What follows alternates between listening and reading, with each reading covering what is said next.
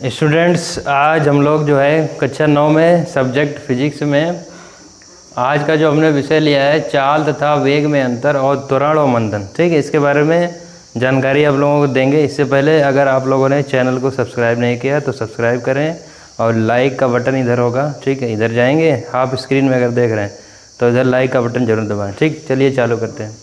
चाल तथा वेग में अंतर। चाल के बारे में हमने बताया था कि चाल जो होती है वो दूरी पर डिपेंड करती है। किस पर? दूरी पर। और चाल को इंग्लिश में क्या बोलते हैं? स्पीड। ठीक है, और वेग जो होता है, वेग को क्या बोला जाता है? वेग को बोलिए, मालूम है किसी को? हाँ, वेलोसिटी। वेलोसिटी बोला जाता है। ठीक, आप देखिए अंतर को कैसे स्पष्ट करेंगे, ध्यान दीजिएगा। सबसे पहले जो दो परिभाषाएं पिछले वीडियो में आप लोग देख लेंगे। ठीक है, जो दो परिभाषाएं हमने बताई थी वो आप लोग इसमें पहले अंतर में कि एकांक समय में चली गई दूरी जो होती है वो किसके बराबर होती है? चाल के बराबर। अर्थात चाल बराबर क्या होते हैं? दूरी बटे समयांतराल। ठीक है, दूसरा देखिए, इसमें अगर क्या होगा, ये विस्थापन पर। ठीक, तो वेग बराबर क्या होता है? विस्थापन बटे समयांतराल। ठीक, अब आ जाइए दूसरे टॉपिक पर। दूसरा जो होगा, ये तो तुमको अंतर में ये लिख देना है कि चाल जो होती है वो दूरी बटे समयांतराल और वेग जो होता है विस्थापन बटे समयांतराल। दूसरी चीज़ आ जाइए, चाल राशियों पर आ जाते हैं। चाल जो होती है वो आपकी कैसी राशि होती है? अदिश राशि। कैसी राशि होती है? अदिश राशि। चाल कैसी है? अदिश राशि। ये सब लोग कॉपी पर लिखना है। ठीक है, और जिसको नहीं समझ में आ रहा है थोड़ा बहुत, ठीक है, वो जो है क्या करेंगे, उसको बुक से मैच करते चलेंगे। ठीक है, चाल कैसी है? अदिश राशि। ठीक, और इसमें केवल परिमाण की आवश्यकता होगी। ठीक, जैसे पीछे बताया था, इसमें ये क्या है? सदिश राशि। इसमें परिमाण के साथ साथ दिशा भी। ठीक, तो ये अदिश राशि हो गई, ये सदिश राशि। अब आते हैं तीसरे पॉइंट पर। तीसरा पॉइंट, ठीक है, तीसरे पॉइंट में ये कहता है कि जो किसी वस्तु की चाल होगी वो वेग के परिमाण के बराबर हो सकती है और अधिक भी हो सकती है। जो चाल है, चाल क्या होगी? चाल वेग के बराबर भी हो सकती है और अधिक भी हो सकती है। ठीक, लेकिन जो वेग होगा, ठीक है, जो वेग होगा वो चाल से कभी भी क्या अधिक नहीं हो सकता है। वेग जो होगा, वेग का परिमाण जो होगा, वेग का परिमाण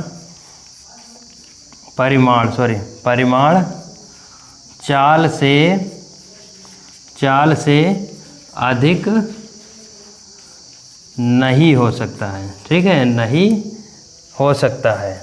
ठीक, समझ रहे हैं कि नहीं? हो सकता है। चौथा पॉइंट आ जाइए। चौथे पॉइंट में देखिए, आपको इसको हिंदी में लिखना है, हम शॉर्ट में लिख रहे हैं, थोड़ा हिंदी में इसको जो बोल रहे हैं इसको सुन लीजिएगा। चौथा जो पॉइंट है कि चाल जो है, औसत चाल निश्चित होती है और औसत वेग शून्य हो सकता है। औसत चाल जो क्या है? औसत चाल जो होगी, औसत चाल वो क्या होती है? डेफिनिट होगी, निश्चित। क्या होगी? निश्चित होती है। ठीक, लेकिन जो वेग होगा, औसत वेग, ठीक, औसत वेग जो होगा वो शून्य भी हो सकता है। लिख लेंगे, 4 पॉइंट हो गए। ठीक, समझ में आ रहा कि नहीं? अंतर है, बेसिक से अंतर। अब आगे पढ़ते हैं वेग, त्वरण और मंदन के बारे में। देखिएगा देखिए त्वरण क्या होता है। त्वरण के बारे में परिभाषा जान लीजिए, पहले सूत्र जान लीजिए। देखिए, त्वरण बराबर होता है वेग परिवर्तन बटे समयांतराल। क्या होता है?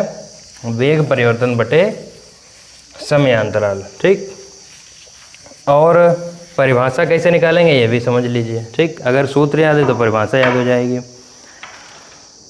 तो हम लिखेंगे त्वरण, पहले क्या लिख रहे हैं? सूत्र लिख रहे हैं। त्वरण बराबर क्या होता है?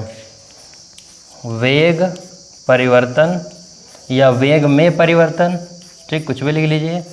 वेग परिवर्तन बटे समयांतराल। ठीक, वेग परिवर्तन बटे समयांतराल। दिखाई दे रहा होगा। ठीक है, अब देखिए वेग परिवर्तन बटे समयांतराल परिभाषा कैसे निकालेंगे, सुनिए।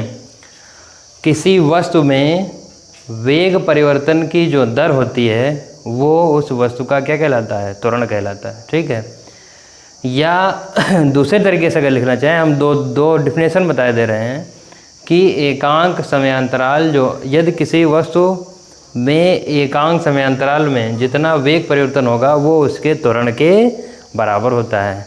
या तो ऐसे लिखें कि किसी वस्तु में वेग परिवर्तन तथा समयांतराल, ठीक है, या वेग परिवर्तन या समयांतराल के अनुपात को ऐसे बोल सकते हैं कि त्वरण कहते हैं, ठीक। बाकी या ऐसे कहिए कि किसी वस्तु में एकांक समयांतराल में, किसी वस्तु द्वारा एकांक समयांतराल में वेग परिवर्तन जो जितना होता है वो उस त्वरण के बराबर होता है। लिख लेंगे, क्लियर है, ठीक, लिख के दिखाइएगा।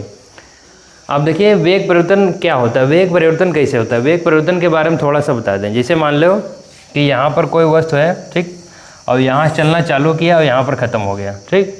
तो ये इसकी है प्रारंभिक स्थिति। क्या है? प्रारंभिक स्थिति। क्या है? प्रारंभिक स्थिति, ठीक।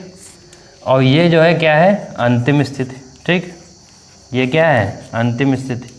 अब देखिए अंतिम स्थिति और प्रारंभिक स्थितियों में क्या होगा। प्रारंभिक स्थिति में जो प्रारंभिक वेग होगा वो उसको लिखा जाता है u से, ठीक।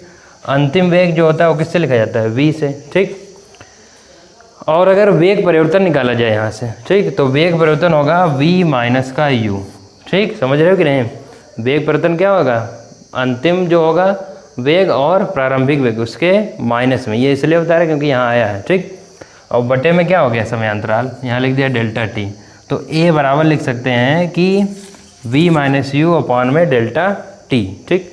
समझ रहे हैं कि नहीं? ये फार्मूला हो गया। इसको a से प्रदर्शित करते हैं, ये लिखेंगे, इसको a से प्रदर्शित करते हैं और इसका फार्मूला, और फिर नीचे लिखेंगे तथा त्वरण का जो मात्रक होता है वो होता है मीटर प्रति सेकेंड स्क्वायर। क्या होता है? मीटर प्रति सेकेंड स्क्वायर। समझ गए?